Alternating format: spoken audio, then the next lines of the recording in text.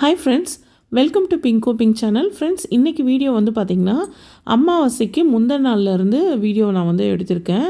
So அமாவாசைக்கு முந்தின நாள் வந்து பார்த்திங்கன்னா வேலைகள் வந்து நிறைய இருக்கும்.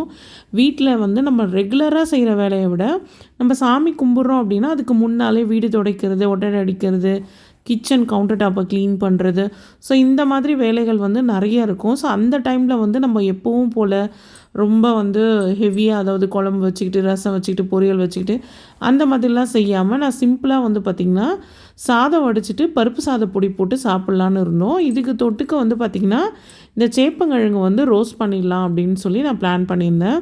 ஸோ நம்ம எப்போவுமே வந்து செய்கிறதுக்கு பதில் இந்த மாதிரி முக்கியமான விரத நாட்கள் வரும்போது, வேலைகள் அதிகமாக இருக்கும்போது வந்து நம்ம இந்த சமையல் வேலையை வந்து ரொம்ப அதிகம் செய்யாமல் இந்த மாதிரி சிம்பிளாக செஞ்சுக்கிட்டு நம்ம வந்து வேலையை செஞ்சுக்கலாம்.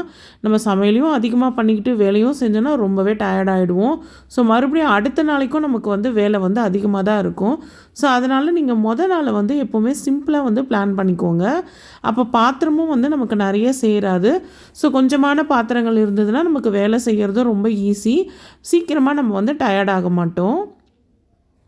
இந்த சேப்பங்கிழங்கு ரோஸ்ட் வந்து வீட்டில் எல்லாருக்குமே ரொம்பவே பிடிக்கும் ஃப்ரெண்ட்ஸ். இது வந்து ரசம், சாம்பார், கீரை குழம்புக்கெலாம் வந்து ரொம்ப சூப்பராக இருக்கும். ரொம்ப ரொம்ப பிடிச்ச ஒரு காய். இது வந்து ரொம்ப டேஸ்டியாக இருக்கும். வேக வச்சுட்டு அழகாக ரவுண்டாக கட் பண்ணிவிட்டு உப்பு, மஞ்சத்தூள், அதுக்கப்புறம் மிளகாய்த்தூள் இது மட்டும்தான் போட்டிருக்கேன். நான் வேறு எதுவுமே போடலை. சூப்பராக ரோஸ்ட் ஆகிருந்தது. ஸோ இன்றைக்கி மதியம் லன்ச் வந்து பார்த்திங்கன்னா இந்த மாதிரி சிம்பிளாக நான் பிளான் பண்ணிட்டேன். ஸோ இது முடித்ததுக்கப்புறம் வந்து பார்த்திங்கன்னா வேலைகள் வந்து நிறைய இருக்குது. இன்னும் பூஜை பாத்திரம் விளக்கணும். அதுக்கப்புறம் வந்து பார்த்திங்கன்னா வீட்டில் வந்து பாத்திரங்கள்லாம் விளக்குறது இருக்குது. அடுத்ததாக வீடெல்லாம் துடைக்கிற வேலை இருக்குது. ஸோ இந்த மாதிரி நிறைய வேலை இருக்கிறதுனால சிம்பிளாக பிளான் பண்ணியாச்சு. இன்றைக்கி லன்ச் வந்து இந்த பருப்பு சாதப்பொடி, இதில் நெய் போட்டு காய் வந்து தொட்டுக்க வச்சு சாப்பிட்டாச்சு. இப்போ பாருங்கள், பாத்திரம் பாருங்கள் எவ்வளோ இருக்குதுன்னு பாருங்கள். ஸோ இந்த பாத்திரத்தை ஃபுல்லாக நான் வந்து விளக்கி முடிக்கணும். இதை விளக்கி முடிச்சுட்டு அதுக்கப்புறம் பூஜை பாத்திரம் விளக்குற வேலையும் இருக்குது. ஸோ அதையும் முடிக்கணும். இப்படி ஒன் பை ஒன்னாக நான் வந்து ஒரு வேலையாக பார்த்துட்டே இருந்தேன்.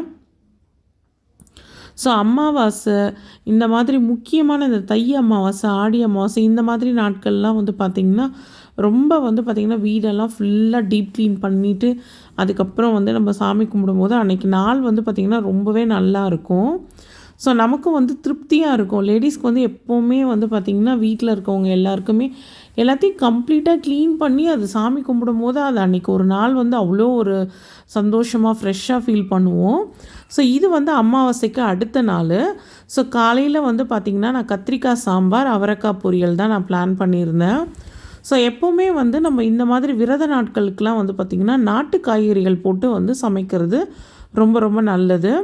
நம்ம வந்து நாட்டு காய்கறிகள்னு நான் எதை சொல்கிறேன்னா புடலங்காய், கத்திரிக்காய், முருங்கைக்காய் இந்த மாதிரி காய்கள் வந்து சமைக்கணும். அதுதான் வந்து சாமிக்கு வந்து உகந்ததுன்னு சொல்லுவாங்க. எங்கள் வீட்டில் வந்து விரதத்துக்கு வந்து பார்த்திங்கன்னா பருப்பும் அப்பளமும் ரொம்ப முக்கியம்னு சொல்லுவாங்க. அதாவது பருப்பு வந்து பார்த்திங்கன்னா வெறுமனே வந்து நம்ம குக்கரில் வேக வச்சோ இல்லை பாத்திரத்தில் வேக வச்சாலும் அதை வந்து வெறுமனே வந்து தாளித்து அதை வந்து வைப்பாங்க, நெய் கலந்து வைப்பாங்க. ஸோ எங்கள் மாமியார் வீட்டில் அது வந்து பழக்கம் ஃப்ரெண்ட்ஸ். அதனால் வந்து பருப்பு வந்து நாங்கள் சாம்பாருக்கு வேக வைக்கிற பருப்பை வந்து கொஞ்சமாக எடுத்து அதில் வந்து நாங்கள் நெய் போட்டு தாளிப்போம். ஸோ இந்த பருப்பு வந்து ரொம்பவே பிடிக்கும். எங்கள் வீட்டில் எல்லாருக்குமே ரொம்ப பிடிக்கும். சாப்பிட்ற சாதத்துக்கு இந்த பருப்பு போட்டு தான் சாப்பிடுவோம்.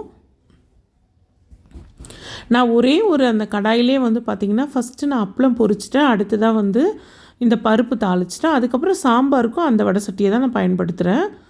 ஸோ ஒரே இந்த வடை சட்டிலே வந்து பார்த்திங்கன்னா நான் வந்து அப்பளம், அதுக்கப்புறம் இந்த பருப்பு, அடுத்ததாக இந்த சாம்பாருக்கும் நான் இதே பண்ணுறேன். சாம்பார் வச்சு முடித்ததுக்கப்புறம் இந்த வடை சட்டிலே வந்து அவரைக்காய் பொரியலும் நம்ம பண்ணிடலாம். ஸோ எல்லாமே இந்த ஒரு வடை சட்டிலே முடிஞ்சிருச்சு ஃப்ரெண்ட்ஸ். இதுக்காக தனித்தனியாக நான் எடுக்கல. ஆனால் நம்ம பிளான் பண்ணிக்கணும், எதை ஃபஸ்ட்டு செய்யணும் அப்படிங்கிறத பிளான் பண்ணிக்கணும். அந்த மாதிரி செஞ்சாக்கா நமக்கு வந்து பார்த்திங்கன்னா பாத்திரம் அதிகமாக சேராது. இது ஒரு டிப்ஸ் இது. ஸோ நீங்கள் இதை ஃபாலோ பண்ணுங்கள். ஒன்றுத்துக்கும் ஒரு பாத்திரம் எடுத்து வீணாக்கிட்டு இருக்காதீங்க. ஸோ இந்த மாதிரி சிம்பிளாக டக்கு நம்ம வேலையை முடிக்கணும்னா ஒரு வடை சட்டி இருந்தால் போதும். இந்த மாதிரி நம்ம 4 டிஷ்ஷஸ் வந்து பார்த்திங்கன்னா இதிலே பண்ணிடலாம். ஸோ அவரைக்காய் பொரியலுக்கு வந்து பார்த்திங்கன்னா நான் வெங்காயம், அதுக்கப்புறம் காஞ்ச மிளகாய் இது மட்டும்தான் போட்டிருக்கேன். அடுத்ததாக வந்து பார்த்திங்கன்னா இங்கே சமையல் ஆகிட்டு இருக்கும் போது நான் வந்து சாமிக்கு வந்து பார்த்திங்கன்னா மஞ்சள் குங்குமம்லாம் வச்சு ரெடி பண்ணிட்டேன். ஸோ இன்றைக்கி படையல் வந்து பார்த்திங்கன்னா ரொம்ப சிம்பிளாக இருந்தது ஃப்ரெண்ட்ஸ். வடை பாயாசம்லாம் நான் எதுவுமே பண்ணலை. வெறுமனே ஒரு பொரியல், குழம்பு, அப்பளம், பருப்பு இதுதான் இன்றைக்கி வந்து படையல். ஓகே ஃப்ரெண்ட்ஸ், இந்த வீடியோ உங்களுக்கு பிடிச்சிக்கோன்னு நினைக்கிறேன். பிடிச்சதுன்னா நம்ம சேனலை மறக்காமல் சப்ஸ்கிரைப் பண்ணுங்கள். நெக்ஸ்ட் வீடியோவில் பார்க்கலாம் ஃப்ரெண்ட்ஸ்.